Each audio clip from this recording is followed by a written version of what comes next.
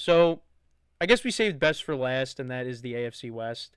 Um, with this division, it's amazing now. Pete Carroll now joins this division, and now you got him, Andy Reid, Sean Payton, and Jim Harbaugh. I mean, four coaches. I mean, four really good coaches. I mean, it's awesome to see that. So with this division, obviously the Chiefs have controlled it for years. Since Patrick Mahomes became the starter back in 2018, it's been their division. They haven't lost it. They've been to the AFC Championship game every single year that he's been a starter. Last year, the last couple of years, really, kept saying how this offense hasn't looked that great. But 2023 they go on and win the Super Bowl, so you're like, all right. Last year you kind of expect the same thing.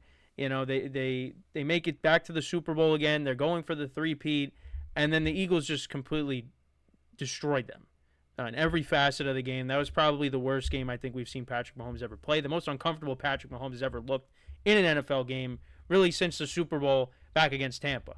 So, yeah, that was not a great way for the Chiefs to end the season. I thought Travis Kelce lost a step. After 2023, I said, yeah, maybe, he'll bounce back, but I don't know. I feel like we kind of see more of the same. And as you get older, you're gonna decline. So I kind of expect more of the same. Kelsey's coming back. I don't expect us to see the Kelsey that we've saw over the course of his career. I mean, I think he'll still make plays here or there, but I don't know. I definitely think he's on the downside, and it wouldn't surprise me if this is his last year. Maybe not. I mean, he keeps talking about how he's going to retire once the wheels fall off. Well, I think the wheels are starting to get a little loose, so maybe he eventually is going to. He's near the end. He's closer to the end than he is to the beginning. We'll just leave it at that. You still got Chris Jones on that defensive line. You still got good players in that secondary. The receiving core took a hit last year when Rashee Rice went down early in the season. You also had Pacheco getting hurt as well. Kareem Hunt did a nice job filling in, but he's not the same Kareem Hunt that he was when he first broke into the league. He lost a step. I think they actually did bring him back, which I don't think was a bad move to have him there. And you hope Pacheco could bounce back, but we'll see. You get Rashee Rice back, Xavier Worthy. He got better as the year went along, and I know you could say it was in garbage time, but his Super Bowl stats look pretty good. You can't take that away from him though. I mean, he was one of the few players that was still kind of playing despite the score. So, but once again with the Chiefs, the offensive line was an issue in the Super Bowl. They did try to correct it. They brought over the backup tackle from the 49ers to try to straighten that out. They did trade Joe Thuney to the Bears. But, again, it's kind of similar to what happened in the Super Bowl against Tampa. They just couldn't protect Mahomes, so they're trying their best to, correct that. So we'll see what happens. But, every year it seems like you have people that say, oh, this is the year the Chiefs are going to fall off. This is the year the Chiefs aren't going to make the playoffs. And they end up getting proven wrong year after year after year after year. So we'll see if this is the year, because I do think this division is better. You had 3 teams from this division make the playoffs.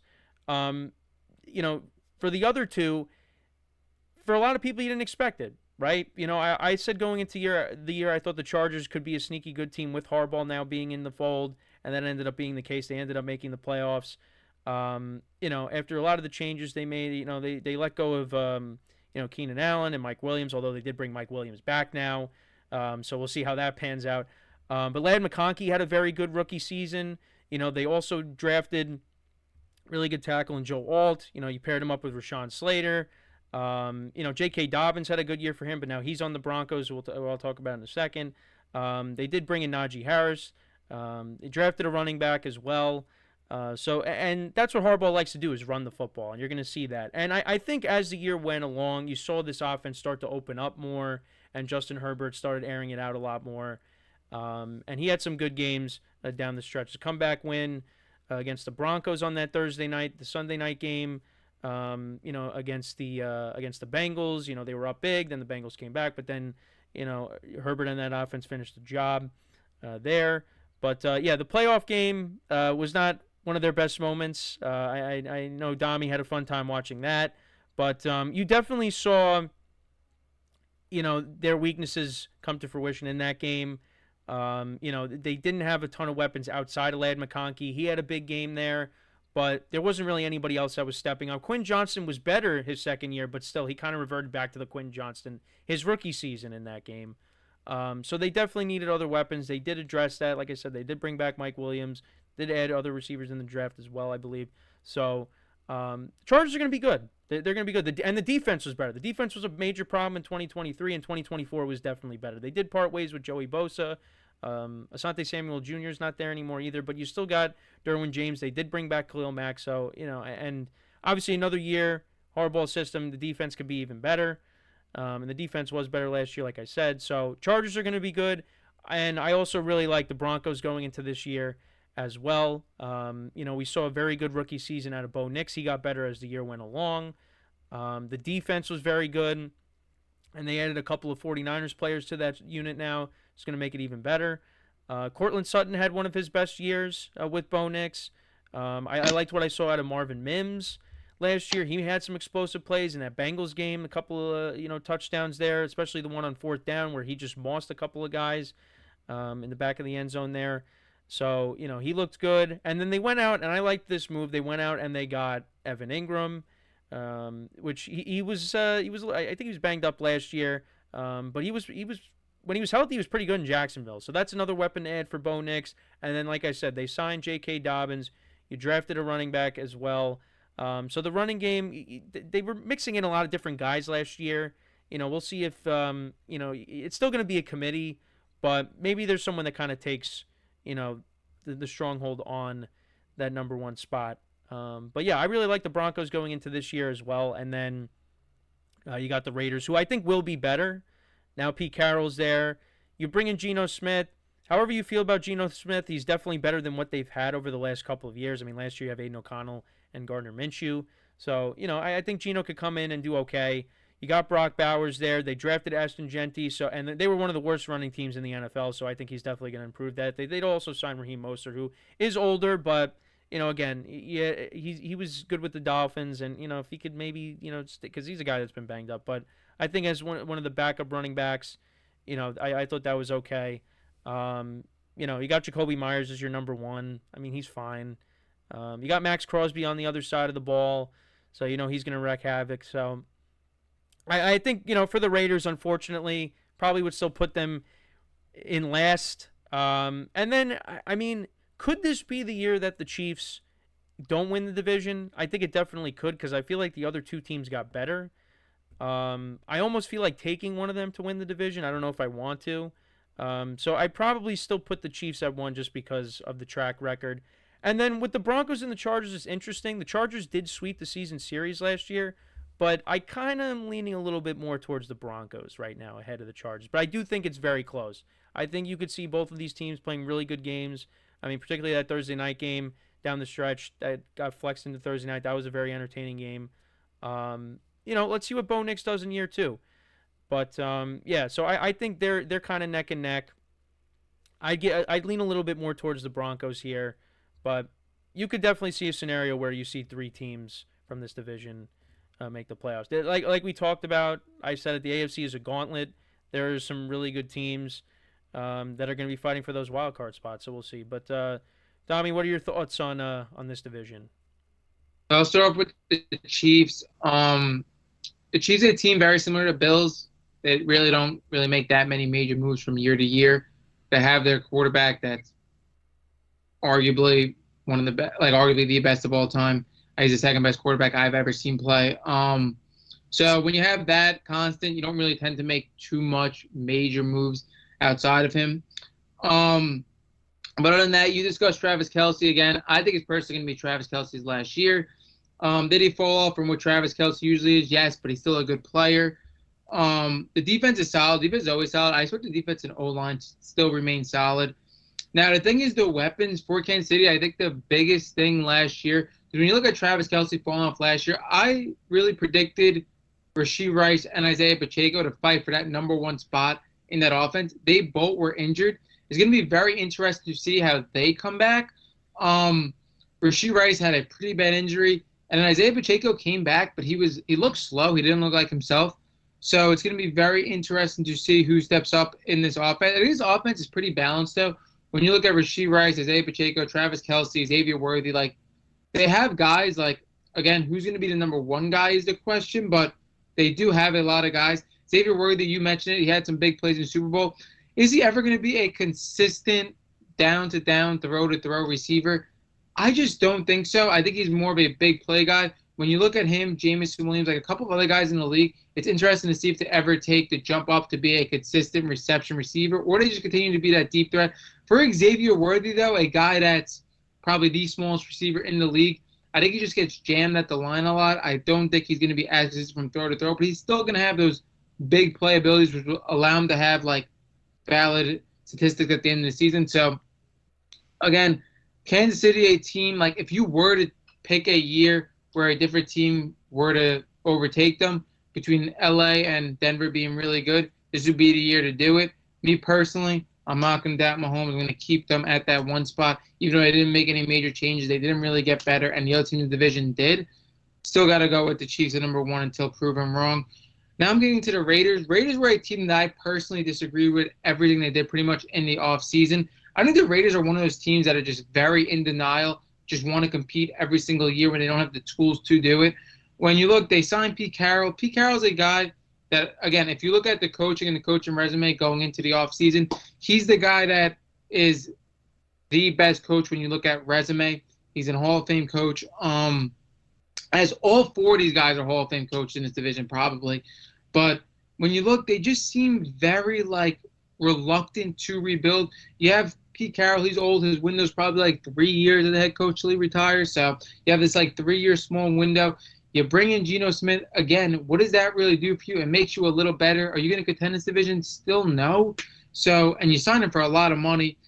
You select Ashton Genty, which I love Ashton Genty as the player. I think he's going to be a stud in the NFL, but we see running backs, we see Ezekiel Elliott, we see Todd Gurley, we see all these guys that peak in year 1, year 2. It seems like when Ashton Genty is going to peak in this offense, it seems like they're not going to be ready to contend.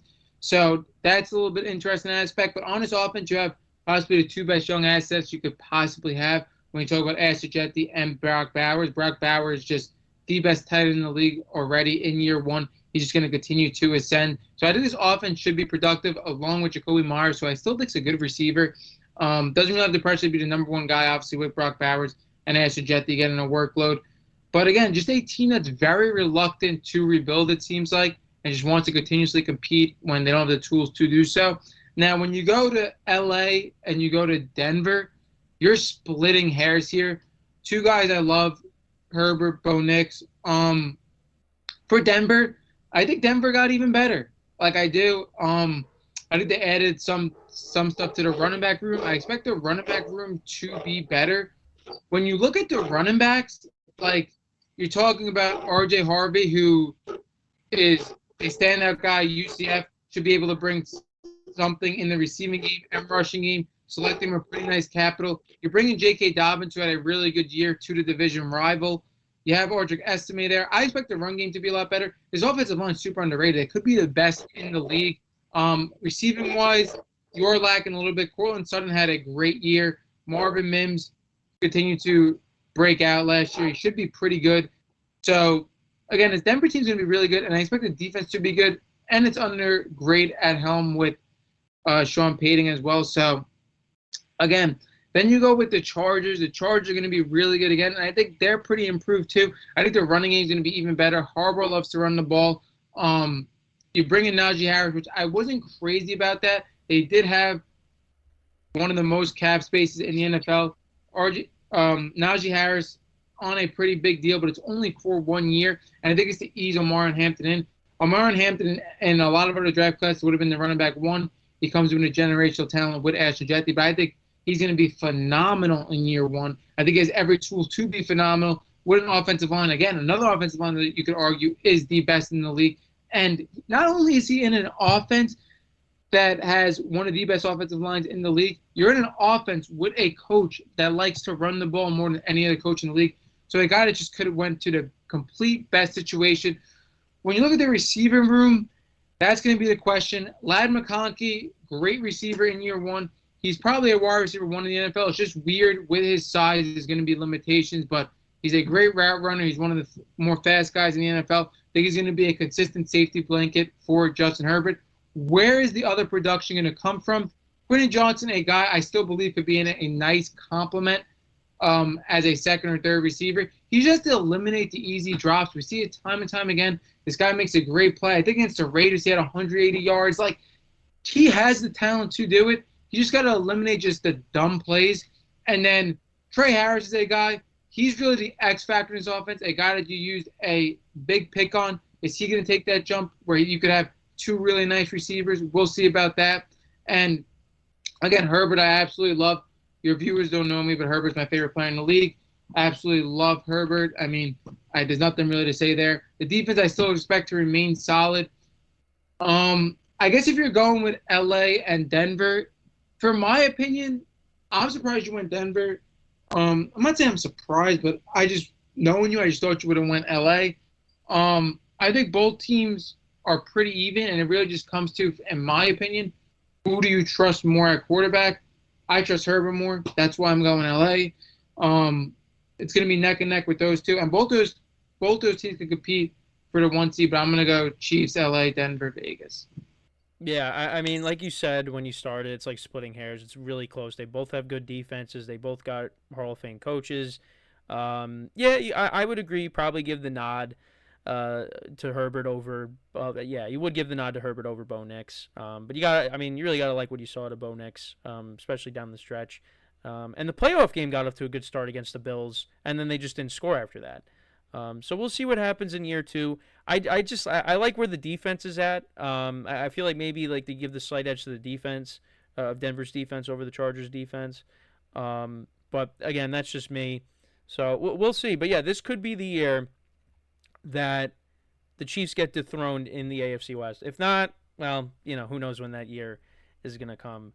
But so that is pretty much it. We touched upon every division around the same time as the other day, so no surprise there. Like we've done for each other, Dami, where can they find your podcast once again? It's at Sloppy Saturdays. You can find it everywhere: YouTube, TikTok for short and long form content, and then wherever you get your podcast, Apple Podcasts, Spotify, same thing. Sloppy Saturday, same exact username everywhere. Yeah, so there you have it. So another great pod as always. And as we get closer to the NFL season, and even during the NFL season, I'm saying this right now, expect a lot of collaborations between myself and him, because that is when the content is just not going to stop. So we're looking forward to that.